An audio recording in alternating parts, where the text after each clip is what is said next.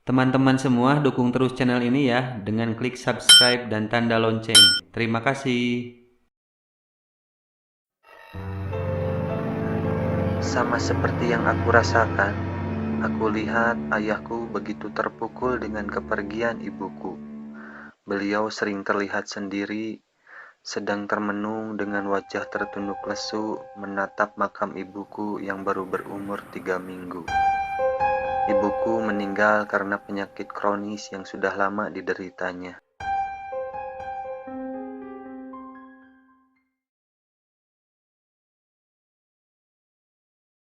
Selama ini aku dan kedua orang tuaku tinggal bersama dengan kakek di kampung. Aku merasa lega ketika suatu hari ayah mengutarakan maksudnya untuk mengontrak rumah di Bandung dan memulai bisnis di sana. Aku melihat di balik rencananya itu tersirat keinginan ayah agar tidak terus larut dalam kesedihan. Rupanya kakek pun memaklumi hal itu, makanya beliau mengizinkan aku dan ayahku untuk pindah ke Bandung. Melalui perantara teman lamanya, ayahku mendapatkan rumah kontrakan di Bandung dengan lokasi yang menurutnya cukup strategis. Lingkungannya tenang, tidak terlalu bising, tetapi tidak terlalu jauh dari pusat kota. Rumah kontrakan itu adalah bangunan lama dengan model zaman Belanda dulu. Yang aku dengar pemiliknya seorang pengusaha yang tinggal di Jakarta. Dan selama ini rumah tersebut diurus oleh saudaranya yang bernama Kang Ujang. Ayahku sangat gembira karena menurutnya harga kontrakan yang ditawarkan relatif murah dibandingkan dengan kondisi rumah yang masih terawat. Tetapi menurut pendapatku, rumah itu agak menyeramkan karena selain jauh dari tetangga, bangunannya pun terlalu luas untuk ditempati kami berdua. Di hari pertama pindahan, kami berdua langsung bebenah membereskan barang-barang bawaan.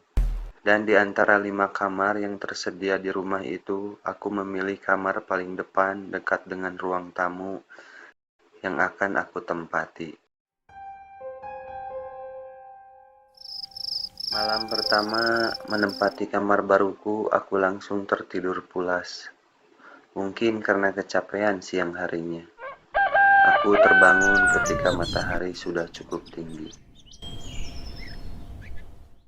Hari kedua, ayahku pergi menemui temannya sejak pagi dan belum pulang hingga larut malam. Untuk menghilangkan rasa bosan, aku pun memainkan game kesukaanku.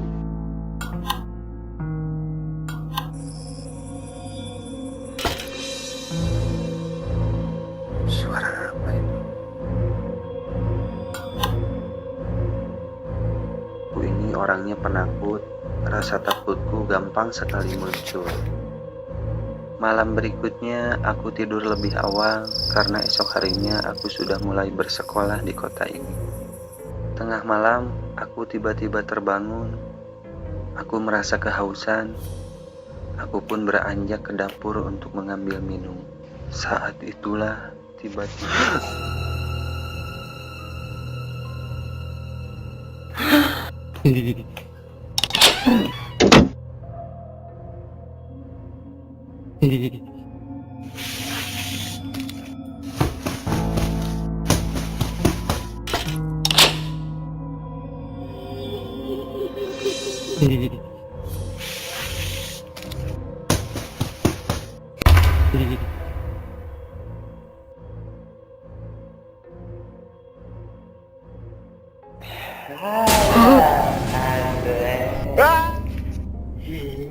ya Allah, astagfirullah, astagfirullah, astagfirullah, astagfirullah,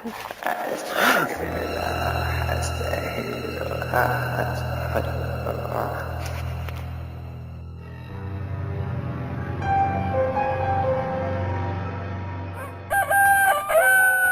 Aku belum menceritakan kejadian yang aku alami kepada ayah. Aku pikir akan lebih baik kalau aku menceritakannya terlebih dahulu kepada Kang Ujang. Kang Ujang adalah sosok yang ramah. Dia penduduk asli di sana dan rumahnya tidak terlalu jauh dari rumah yang kami kontrak. Aku menemuinya sepulang sekolah. Kang Ujang pun mendengarkan ceritaku dengan seksama. Yang Kang Ujang tahu sih, bangsa jin juga ada yang bisa ilmu sihir. Yang kita sebut hantu itu adalah hasil dari perbuatan mereka. Kalau orang yang penakut itu, seperti magnet yang menarik mereka mendekat. Kalau Ade berani dan yakin bahwa kita ini lebih mulia, justru mereka yang bakalan takut sama kita. Malam ini ayahku akan menginap di rumah temannya.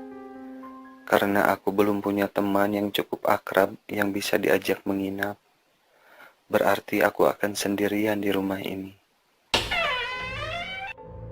Dre, nanti malam mungkin papa nginep di rumah Om Rudi. Ada urusannya. Kamu baik-baik di rumah ya?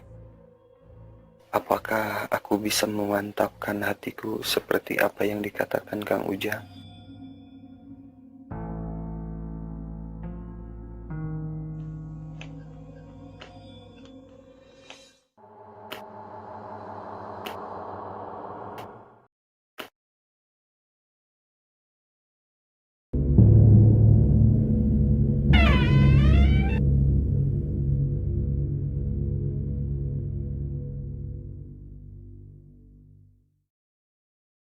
Keadaan rumah sangat sunyi sekali. Aku bergegas masuk kamar, berganti pakaian, lalu segera pergi tidur. Aku berharap semuanya akan baik-baik saja dan tidak akan ada kejadian menyeramkan yang terjadi malam ini.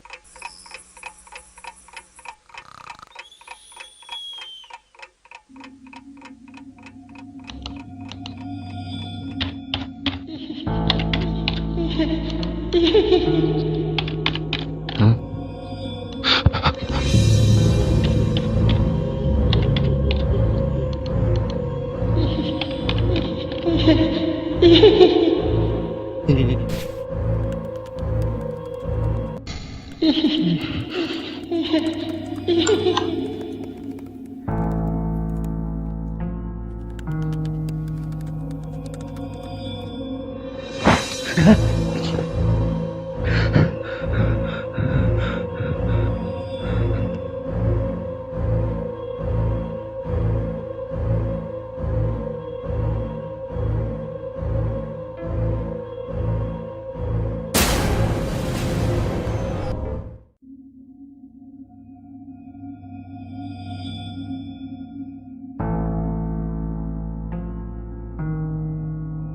Kalau Ade berani dan yakin bahwa kita ini lebih mulia, justru mereka yang bakalan takut sama kita.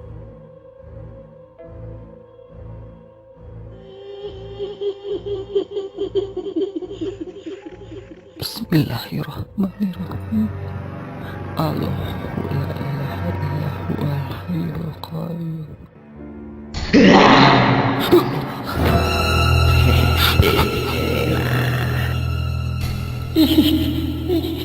Mengusirku.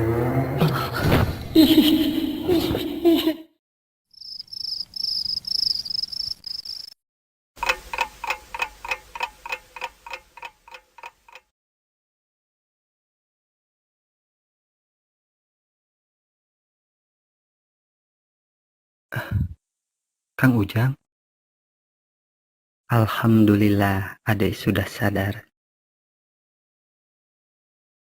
Tadi pagi ayah Ade menitipkan kunci dan meminta Kang Ujang untuk menemani Dek Andre malam ini. Tapi karena ada keperluan, Kang Ujang baru bisa kesini tadi jam 1. Kang Ujang menemukan Ade dalam keadaan pingsan. Kenapa mereka malah mengejek doaku, Kang? Maaf, Kang Ujang mau tanya bagaimana dengan sholat Ade? Banyak bolongnya, Kang. Itulah masalahnya. Pupuk rasa keimanan dalam diri Ade. Mereka akan merasa senang kalau Ade lebih takut kepada mereka daripada kepada Allah Subhanahu wa Ta'ala. Jangan pernah tinggalkan sholat yang 5 waktu.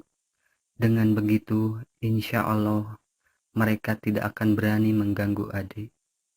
Rumah orang yang beriman ditakuti oleh setan. Allahu Akbar, Allahu Akbar. Alhamdulillah, sudah adzan subuh. Mari kita sholat berjamaah. Ayo. Aku pun mulai sadar bahwa selama ini aku memang jauh darinya. Aku melupakan ibadahku dan terlalu asik dengan duniaku sendiri. Sebetulnya kejadian ini bukan pengalaman pertamaku bertemu dengan makhluk halus. Ingatanku kembali menerawang ke masa kecil aku dulu.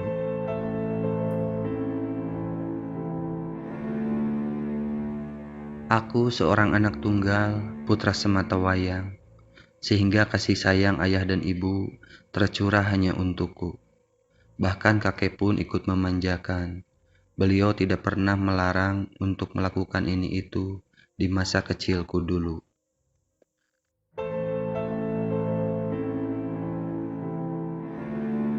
Karena berlimpahnya kasih sayang dari orang-orang di sekitar, aku tumbuh menjadi anak yang cengeng, manja, dan suka semaunya sendiri. Ketika semakin besar, anak-anak seusiaku mulai belajar mengaji di madrasah. Aku malah asyik main game di rumah. Ayah dan kakek tidak pernah menegurku. Hanya ibu yang selalu membujuk dan mengajariku belajar mengaji dan sholat. Sesekali saja aku menuruti keinginan beliau, seseringnya merasa enggan dan malas belajar mengaji bersama ibu.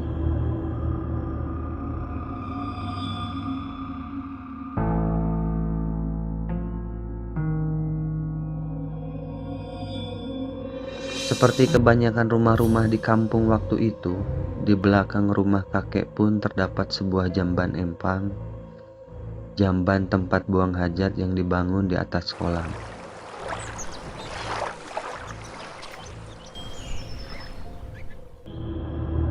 Aku sudah duduk di bangku SMP ketika pada suatu hari menjelang maghrib, aku baru pulang main dan masuk ke rumah lewat jalan dapur.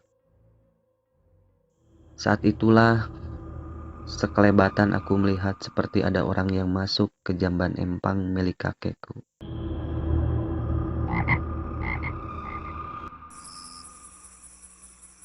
Ada sesuatu yang aneh yang aku rasakan saat itu.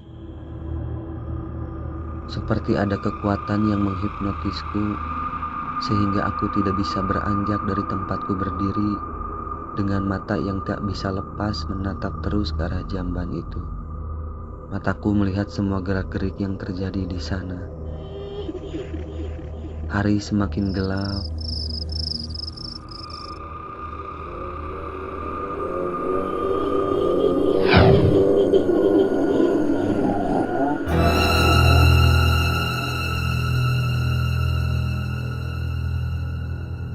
Aku baru tahu setelahnya dari cerita ibu bahwa ketika itu hampir setengah jam lamanya aku berdiri mematung di depan jendela dengan mata melotot seperti kehilangan kesadaran. Bahkan ketika ibu memeluk dan memanggil-manggil namaku, aku tetap tidak bergeming.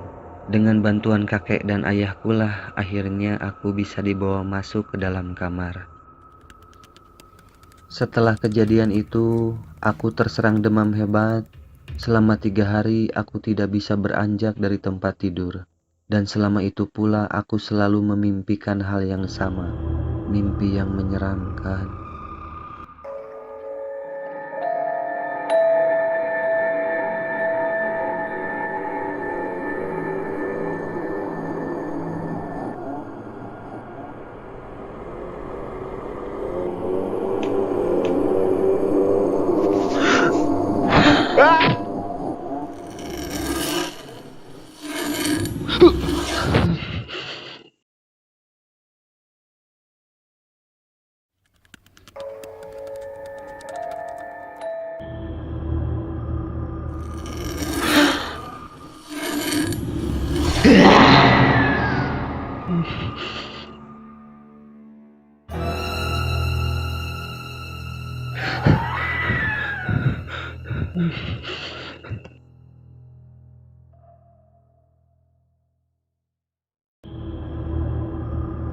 Jika waktu maghrib menjelang, kamu masih berkeliaran di luar rumah, kamu akan diikuti sandekala, makhluk halus yang suka mengganggu anak kecil. Menurut kakek, itulah yang aku alami tempo hari.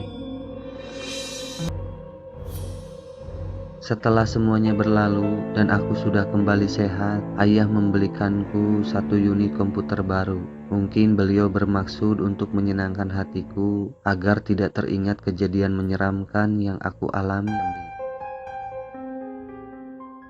Hampir tiap hari sepulang sekolah, aku duduk di depan komputer selama berjam-jam memainkan game kesukaanku. Ibu pun semakin kesulitan mengajakku belajar mengaji dan sholat. Ditambah waktu itu ibu sudah mulai sakit-sakitan. Kenangan lama itu seperti diputar kembali di dalam ingatanku, mungkin karena nasihat Kang Ujang yang sangat mengena di hatiku. Islam adalah agama rasional, pahami kebenarannya. Hati kita akan merasa tentram dan yakin menerima sesuatu yang dipahami melalui proses berpikir. Bukan doanya yang salah, tapi rupanya De Andre yang bermasalah. Semua kejadian yang kita alami dalam kehidupan ini selalu ada hikmah yang dapat diambil, kawan. Ayahku telah mengetahui semuanya dari cerita Kang Ujang. Kami tidak lagi tinggalkan sholat yang 5 waktu dan belajar membaca dan ikut kajian Al-Quran bersama-sama. Kami menjadi lebih dekat. Tidak ada lagi gangguan yang aku alami di rumah itu. Selama 2 tahun ayah mengontraknya dan aku merasa kerasan. Rumah yang sangat berkesan bagiku. Subscribe dan tonton video